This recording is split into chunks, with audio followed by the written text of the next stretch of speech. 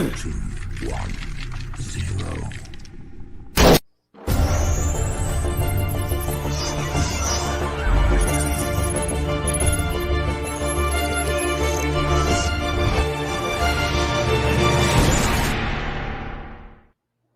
What's up, guys? Chris with CNC for Newbies here. We're talking more rotary table information. We got our rotary table here, and I wanted to kind of go over how we can look at different zeroing options. So I'm going to set this up here on the desk. Get some of the weight off me. All right. So you want to zero in on your rotary table project. There are a couple ways to do it. One of which is to zero off of the raw blank material, and you can zero off the surface, and that works out really well. As long as you have a finished top surface that doesn't deviate. Okay.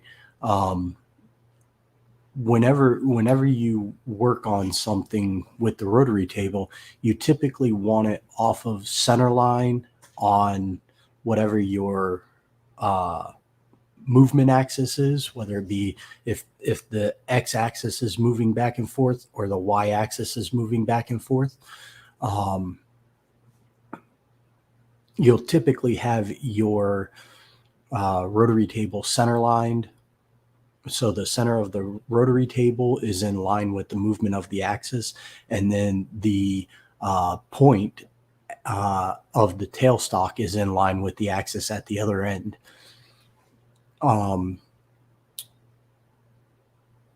You also, for me, I typically do not design where I have an end, like the end of my material is not the beginning of my origin. And the reason why I do that is I typically oversize my material and then cut it to size afterwards. So as you can see over here, I have to make some spindles for my office stair railing. The previous tenants kind of took the spindles off, I think, to probably get furniture off and on of the balcony area. And with that, they messed up some of the spindles, and the spindles are cheap. They're generic. They don't really look good. So whenever I design my new spindles, I'm going to design them such that the y-axis is my center axis of travel, and all of my design wraps in the X. So left to right is where my axis wraps. Okay.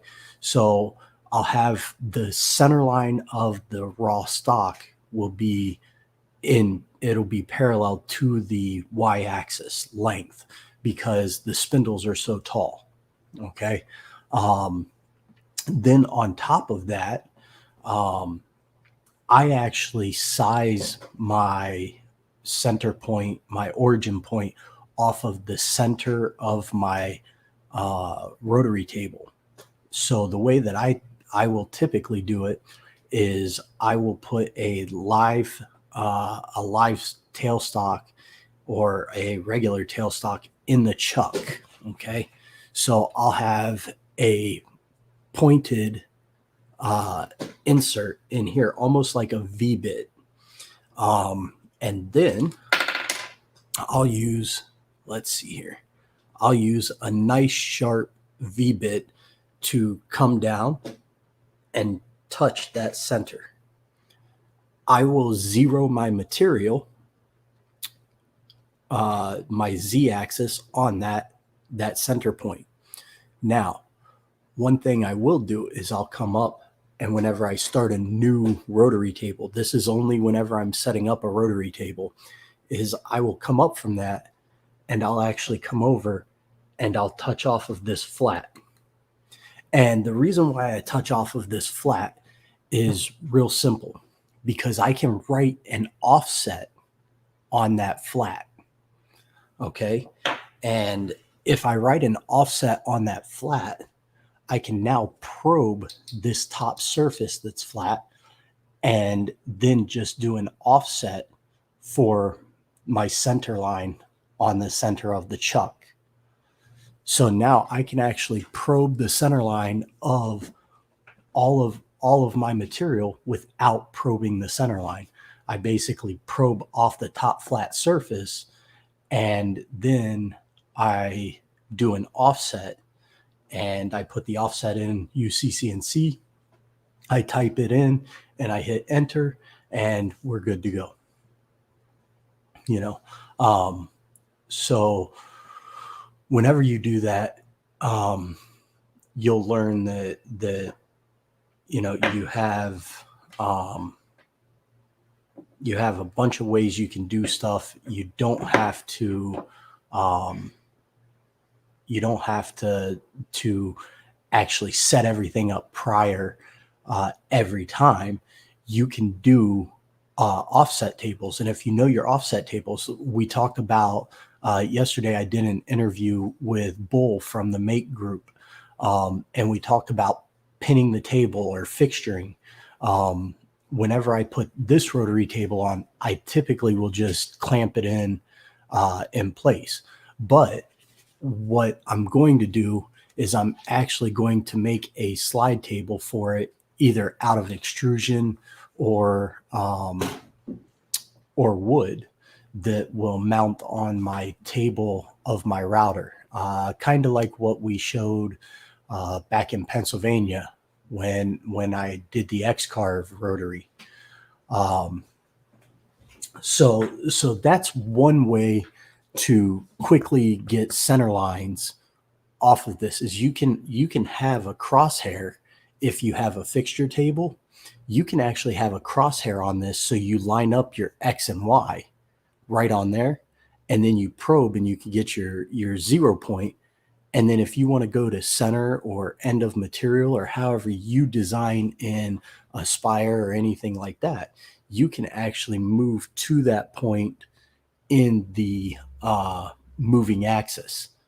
Okay. And then you just zero. So for me, I zero in the center. So if I need 36 inches to center, I'll probe this top, and then I'll put my offset on for my Z0, and I'm already lined up on Y. So now I just need to go to the center point and zero my X. And now I have all three zeros. And then on the back side, I typically have a mark where I mark my rotary tables so that I have a 0 point on that also. And I know that the rotation is completing 360 degrees. And that's where I work on the calibration in UCCNC. I use the calibration button, and I actually calibrate my steps. Mathematically, you can get really close. A really good starting point is 3.3333. I put out some numbers the other day that tend to work out really well for a faster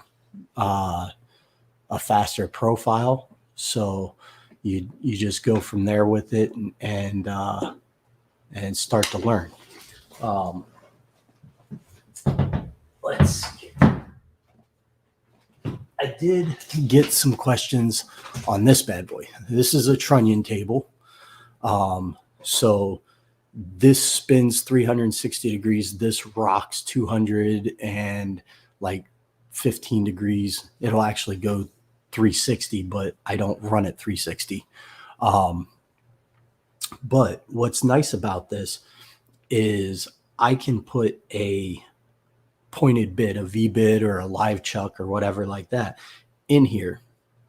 I can sweep a surface that is machined, and verify that it's flat and parallel to an axis, then I can make sure that the points touch for V-bit to V-bit, and I can center on this.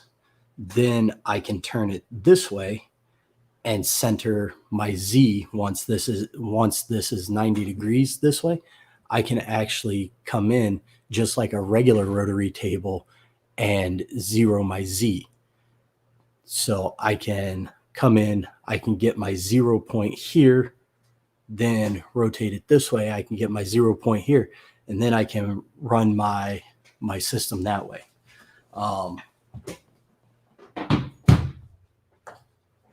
A trunnion table really isn't much different than a rotary table. It's just that it rocks back and forth. So you have to have more zero setups. Okay. But once you get those zero setups, you're good to go. That's pretty much the easiest way to do things. Coffee and Cuts is coming back. Like I said, we're doing the reboot. We're coming to you from Florida. I'm going to be coming to you with the shop. We just got the big air compressor for the plasma machine and the automatic tool changer and the air nozzles for doing aluminum milling. We're working on the CNC lathe. And I gotta pour a small pad out back to do the plasma table and whatnot, but we'll get that all squared away. And that's kind of where everything's at. So this morning's coffee is I don't know if it's Folgers or Death Wish, but we got the nice Miami mug. We now have Miami Hurricane stuff. We don't say we are Penn State anymore. We say we're University of Miami. Yeah, it's completely different in Miami compared to Pennsylvania. Pennsylvania, my home shop, I had 3,000 square feet of space. Here in Miami, I have a 1-car garage and I have a lot of machines to try and fit in it. On top of that, right now they're getting a big snowstorm in Pennsylvania. And it's like 78 degrees here right now at 10 o'clock in the morning and sunny. Hence the reason why I have the glasses on inside. Had a little bit of an issue this morning, and my pacemaker is actually burning my chest. So that's kind of cool. But with everything going on, we'll be doing Coffee and Cuts a lot more. You're going to see some changes going on in the background here. We're going to be doing some construction. I'm going to be hitting and missing some of them with stuff going on, but I definitely plan on having a really good setup from here on out. And I'm going to try and bring you guys some technical information, some topical technical information, and some downright comedic information. And we'll go from there. Wade says I'm high energy today. Yes, I am. I'm usually more high energy. It's just I have a pretty bad migraine starting out the day, so I wish I was more high energy and everything. Facebook user says known distance. Hope your day is well. I hope your day is well too. And I got a yep. Okay. I like it. I like where everything's going. Just so you guys know, we're going to be doing a new intro screen. I'm going to be doing a CNC for Newbies intro screen in conjunction with the Croft CNC. I think that, I want to be completely upfront with it and let everybody know, like, hey, this is where it's at. This is who it is. Um, they've done great things with the technology for their CNC machine. Um, we've got B&R Spindles is doing some great things.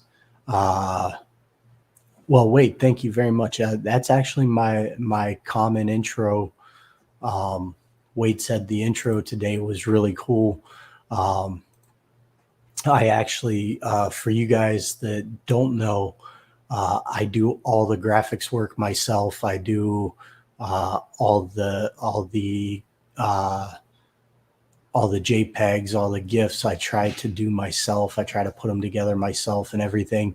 So whenever I do that stuff, it does take a lot and it takes away from my day. So I just hope that it keeps building up. But with that being said, I got to go move some machines around. I got to go clean up a floor, and I got to bring down some Valentine's Day boxes for my wife. So I'm going to cut this one short. That's your quickie today on how to centerline your stock and have V-bits tell you where your center lines are at. And we'll go from there. All right. All right, guys. Later.